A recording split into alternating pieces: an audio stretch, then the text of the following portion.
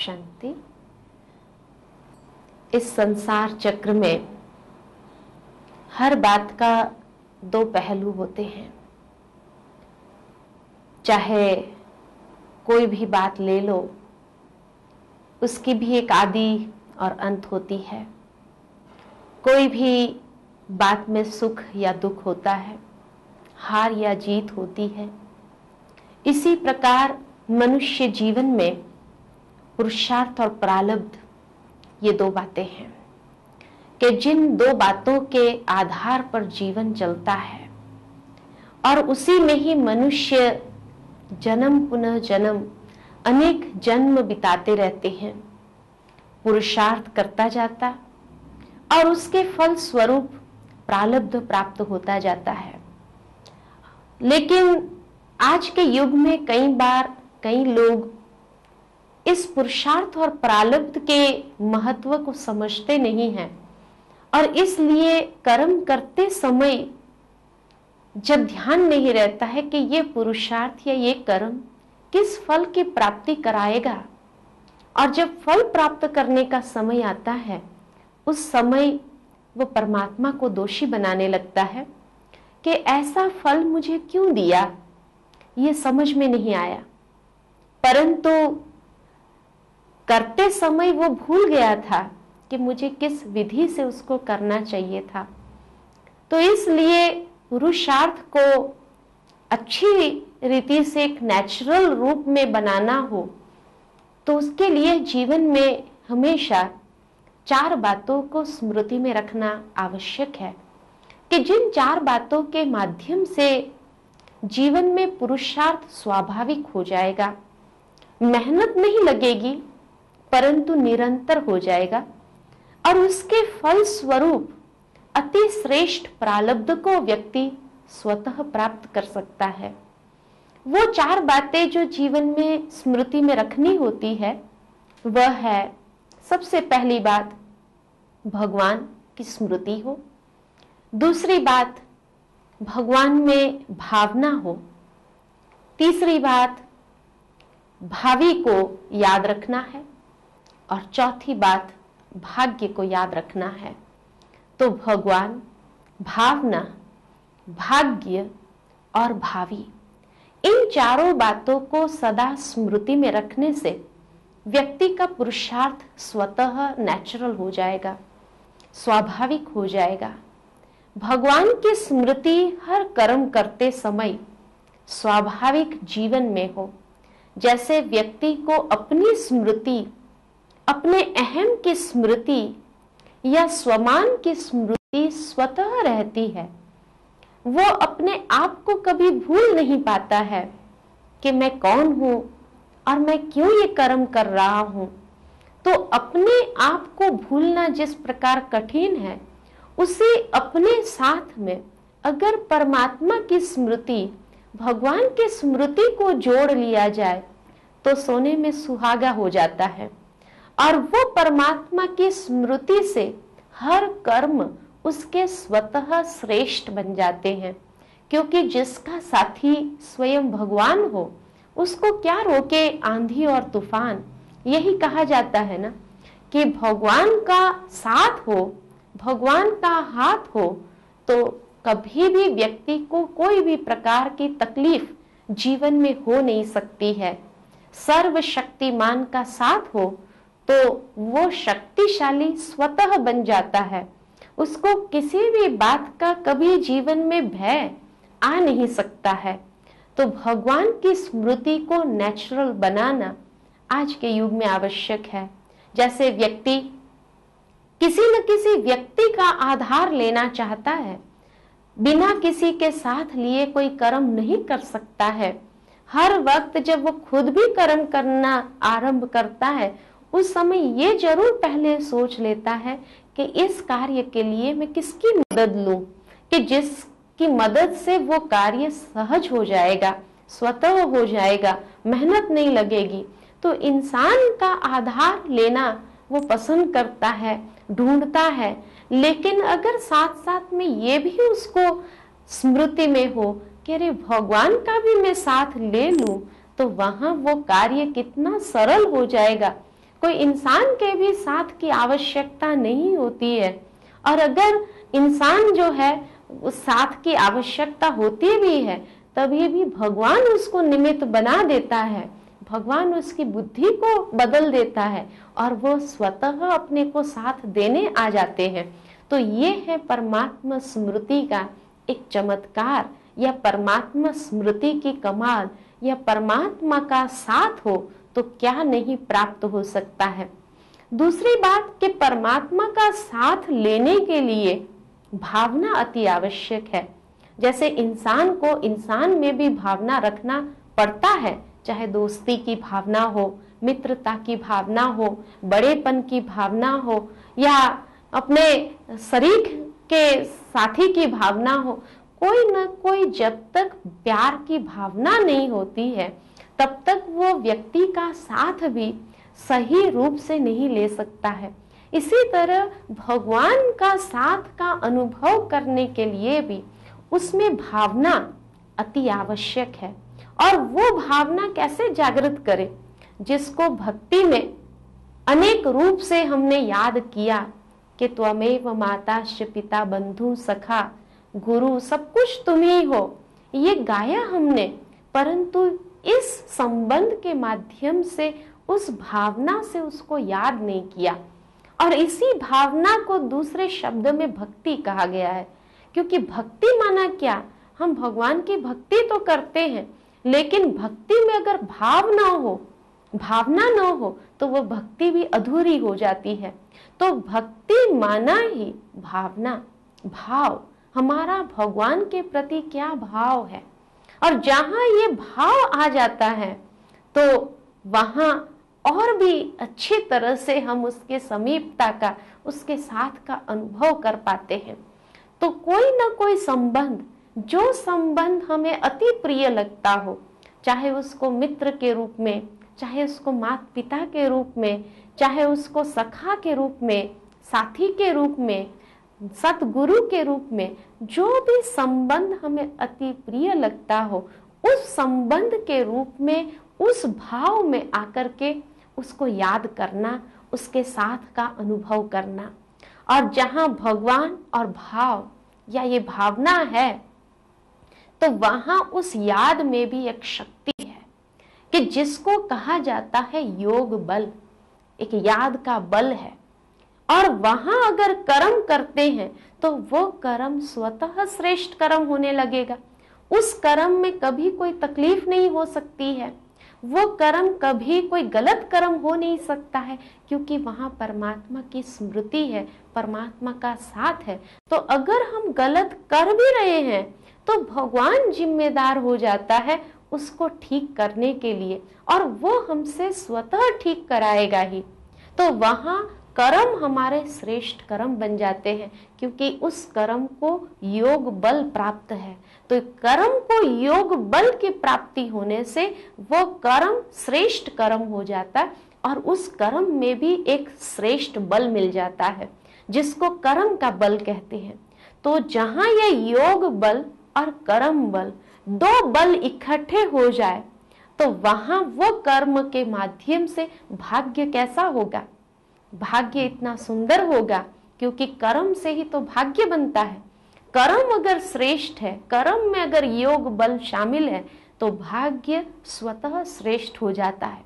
और वो भाग्य इतना श्रेष्ठ हो जाता है कि जिसके माध्यम से भले पूर्व जन्म के आधार में कोई भी कर्म किए हुए हैं, कि जिसके प्रारब्ध स्वरूप या फल स्वरूप जो भावी बनी हुई है, तो कैसी भी होंगी, लेकिन जहां योग बल, कर्म बल और भाग्य बल, ये तीनों बल इकट्ठे हैं, तो वहां कैसी भी भावी अगर हमारे सामने आएंगी भी, लेकिन वो भावी हमें हिला नहीं सकती है, वो भावी हमें विचलित नहीं कर सकती है। इसलिए मनुष्य के सामने जब भावी आती है तो ये कह देता है कि हाँ, भावी तो निश्चित है, भावी को कोई मिटा नहीं सकता है, स्वयं भगवान भी उस भावी को नहीं मिटा सकता है। बात बराबर है कि स्वयं भगवान भी उस भावी को नहीं मिटा सकता है, क्योंकि वो भावी हमने अपने पिछले कर्म के माध्यम से निश्चित की हुई है। तो भावी मिटा नहीं सकते हैं, न हम मिटा सकते हैं, न भगवान मिटा सकता है, न कोई इंसान मिटा सकता है। वो भावी तो हमें अनुभव करनी ही पड़ेगी या उस भावी से हमें गुजरना ही पड़ेगा। परंतु जहां अगर योग बल हमारे श्रेष्ठ कर्म का बल होगा और श्रेष्ठ भाग्य का बल होगा तो वहां वो भावी आएगी, लेकिन वो भावी हमें हिला नहीं सकती है। जिसके लिए कहा जाता है कि जैसे मक्खन से बाल निकल गया, इतनी बड़ी परिस्थिति आई, पहाड़ जैसी परिस्थिति आई, लेकिन वो पहाड़ जैसी परिस्थिति भी हिला नहीं सकती, विचलित नहीं कर सकी, व्यक्ति को कोई प्रकार की चोट नहीं पहुंचा सकी। कई बार हम कई जगह पर किसी लोगों के जीवन में अनुभव सुनते हैं कि उनको कितनी बड़ी तकलीफ हुई, कितनी बड़ी परीक्षा का सामना करना पड़ा, लेकिन अंत में ये यही कहता है कि पता नहीं कोई जैसे अदृश्य शक्ति मेरे साथ थी और उसने मुझे ये परीक्षा से पार करने की हिम्मत दी, उससे पार करने का साथ दिया। तो किसका साथ था वो, और किसने उसको पार करने की वो समर्थी दी? तो वही, क्योंकि भावी मैंने अपने कर्मों से निश्चित की हुई है, तो मुझे अपने कर्म से ही उसका सामना करना पड़ेगा। और अपने कर्म से सामना करने के लिए हमारे कर्म में बल कहाँ से आएगा? क्योंकि वो संस्कार रूप में साथ चलता है, तो वो संस्कार के आधार पर वो और भी हमें कमजोर कर देगा। लेकिन जहाँ परमात्मा की स्मृति का बल है, योग बल है, तो हमारे कर्म में वो बल आ जाता, जिससे श्रेष्ठ भाग्य का बल प्राप्त हो जाता और वो भावी का सामना करने लगते हैं। तो हमें नहीं करना पड़ता है, उसकी भोगना हमें नहीं भोगनी पड़ती, लेकिन ये जैसे हमारे सामने कवच बन जाता है कि जिस कवच के अंदर हम इतने प्रोटेक्टेड हो जाते हैं, इतने सुरक्षित महसूस करते हैं अपने आप को कि हमें पता भी नहीं चलता है कि वो कैसे जीवन में एक आंधी आई और चली भी गई। तो इसलिए व्यक्ति को हमेशा कोई बचा नहीं सकता है, लेकिन उसके कर्म ही उसको बचाते हैं, उसके कर्म ही उसको मारते हैं। ये कहावत है ना। तो इस कहावत को इस रूप से हम अगर अच्छी तरह से समझे कि कैसे पुरुषार्थ में ये बल को अपना लेने से भावी हमें विचलित नहीं कर सकती है, भावी हमें कोई मार्ग से हटा नहीं सकती है, अपने सदमार्ग से हटा नहीं सकती है, लेकिन और भी वो भावी भी हमें साथ देने लग जाती है आगे बढ़ाने के लिए। वो हमें आगे कदम बढ़ाने के लिए जैसे एक स्टेपिंग स्टोन, जिसको कहते हैं एक आधारशिला बन जाती है। इसलिए भावी को कोसने के बदले कि क्या करें, हमारे नसीब में, हमारे भावी में ही ऐसा लिखा हुआ है, तो हम तो क्या कर सकते हैं, इस बात को सोचते हुए जीवन में नाउम्मीद या निराशावादी नहीं बनना है, लेकिन उस निराशा में भी आशा की किरण, हमारे पास उसकी चाबी है और वो चाबी हम खुद ही लगा सकते हैं। लेकिन जैसे व्यक्ति के पास सारी मास्टर की होते हुए भी अगर वो सही समय पर उसका प्रयोग न करे तो उसमें दोष किसका हो जाता है? स्वयं का ही दोष हो जाता है। इसी प्रकार व्यक्ति के पास ये मास्टर की है कि कैसी भी भावी आवे तो उस भावी को वो हैंडल कर सके, उस भावी में से वो पार निकल जा सकता है, लेकिन उसको लगाने का तरीका आना चाहिए। और लगाने का यही एकमात्र तरीका है, क्योंकि इसी से ही कोई भी बात को सरल जीवन में करना सहज हो जाता है। नहीं तो आज जीवन मनुष्य का इतना कॉम्प्लिकेटेड हो गया है, क्योंकि पिछले कर्म इतने उलझन पैदा किए हुए हैं कि हर कदम में ऐसा लगता है कि कोई ना कोई भावी आ जाती है, कोई ना कोई परीक्षा आ जाती है, कोई ना कोई पहाड़ आ जाता है, समस्या का रूप आ जाता है, और उसमें व्यक्ति अपनी हिम्मत खो देता है, अपनी आशा, अपने जीवन की सारी शक्ति को घुमा देता है। तो उसके लिए यही एकमात्र तरीका है। और ये चार बातों को सदा स्मृति में रखने से पुरुषार्थ भी उसका नेचुरल हो जाता है। उस पुरुषार्थ में भी एक आशा की किरण उसको नजर आने लगती है और वो हंसते हुए हर परीक्षा को पार करता है। जैसे महान आत्माओं की ये जीवन की यही विशेषता देखते हैं। ऐसे नहीं है कि महान आत्माओं के जीवन में परीक्षाएं नहीं आती है, लेकिन वो परीक्षा को सामना करने के लिए, पार करने के समर्थ है और वो हंसते हुए हर बात को पार करते हैं। तो हमको लगता है कि जैसे उसके जीवन में तो कभी कोई परीक्षाएं आती ही नहीं है, सदा ही वो हंसता है, सदा ही वो हंसते हुए पार कर लेता है। ऐसा हमारा जीवन हो तो कितना अच्छा, ये अंदर में चाहना भी रखते हैं, लेकिन फिर सोचते हैं कि नहीं नहीं, हमारे जीवन में तो पता नहीं क्या ऐसा भगवान ने भावी लिखी हुई है।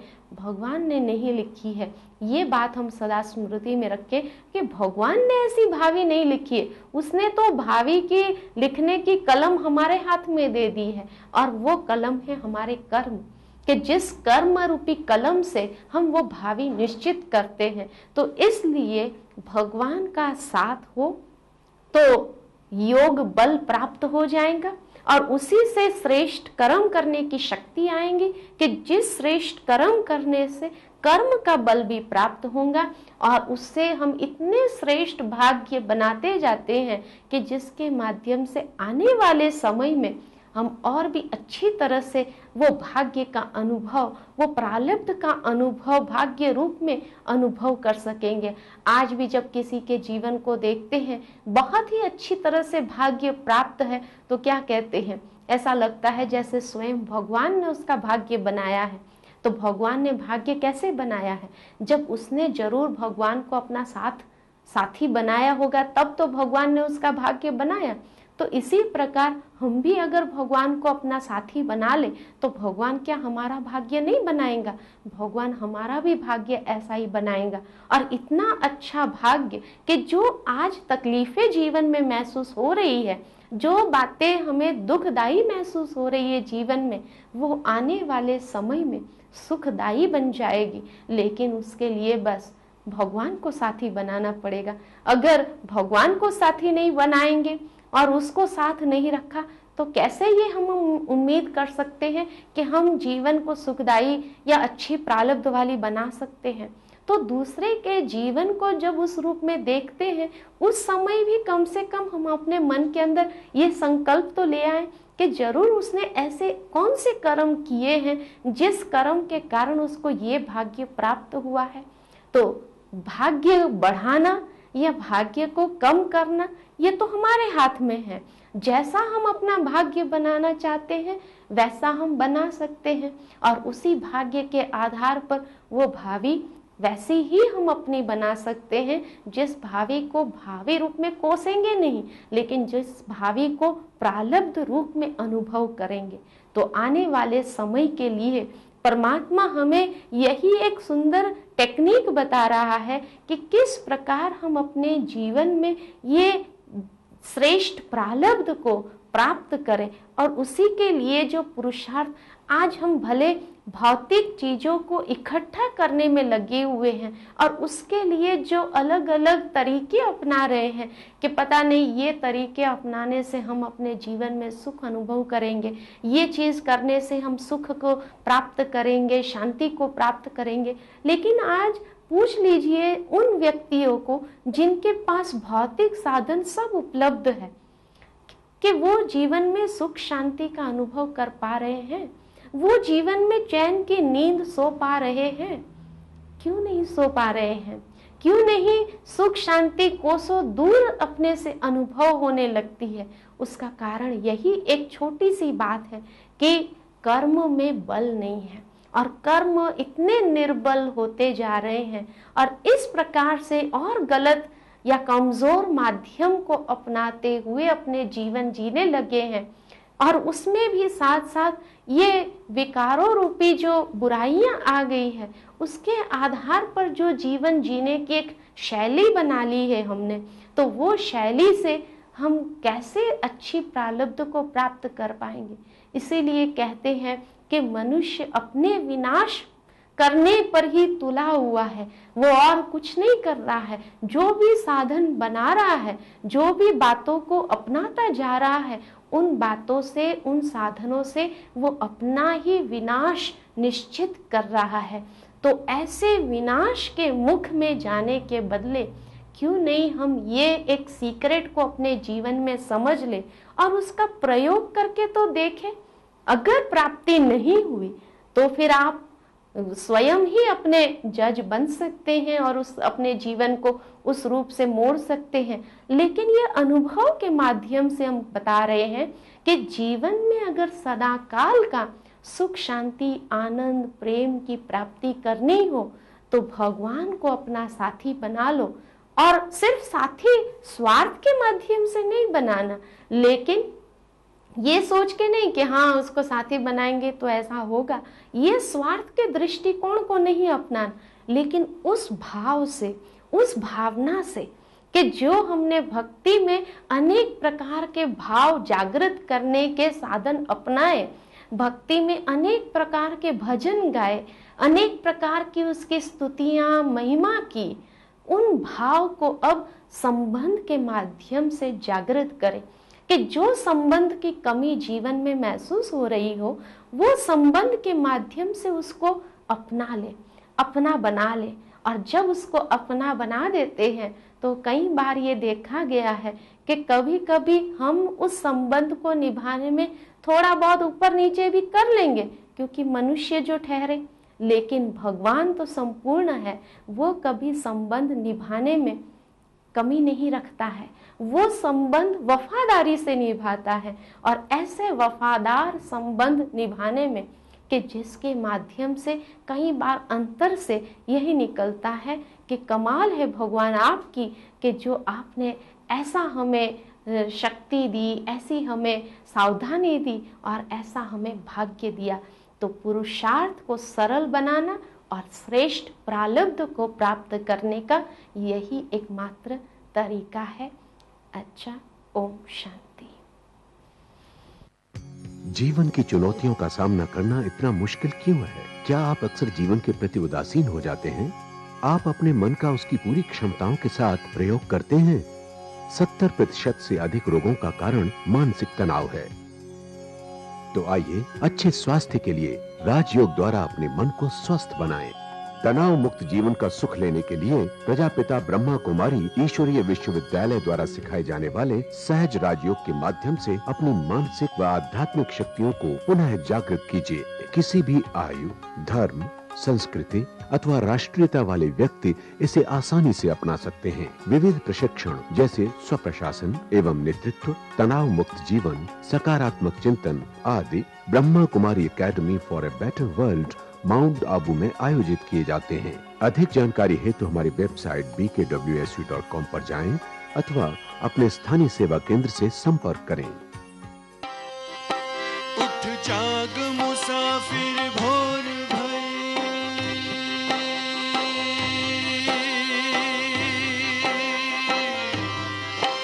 उठ जाग मुसाफिर भोर भई, अब रैन कहाँ जो सोवत है, जो सोवत है वो खोवत है, जो सोवत है वो खोवत है, जो जागत है वो पावत है। उठ जाग मुसाफिर भोर भई, उठ जाग मुसाफिर भोर भई, अब रैन कहाँ जो सोवत है, जो सोवत है वो खोवत है, जो सोवत है वो खोवत है, जो जागत है वो पावत है। उठ जाग मुसाफिर भोर भई।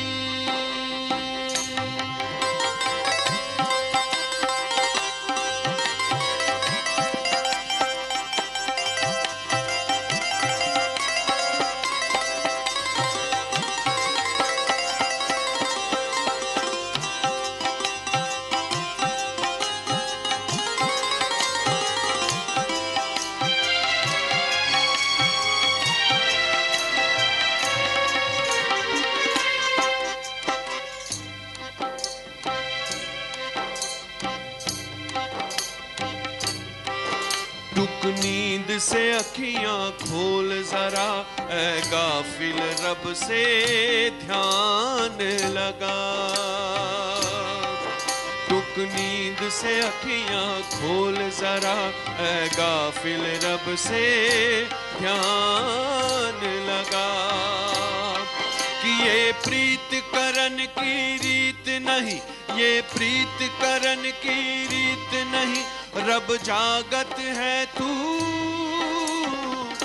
सोवत है। उठ जाग मुसाफिर भोर भई, भोर भई, भोर भई। उठ जाग मुसाफिर भोर भई।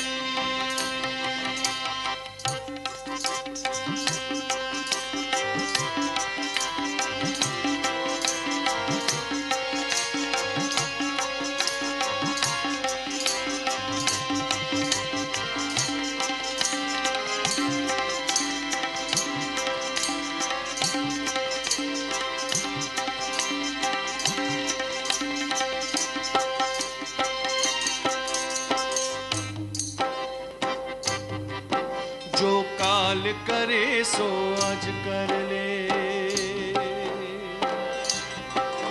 जो काल करे सो आज कर ले, और आज करे वो अब कर ले।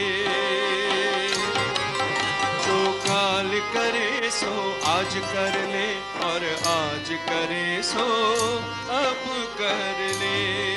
क्यों?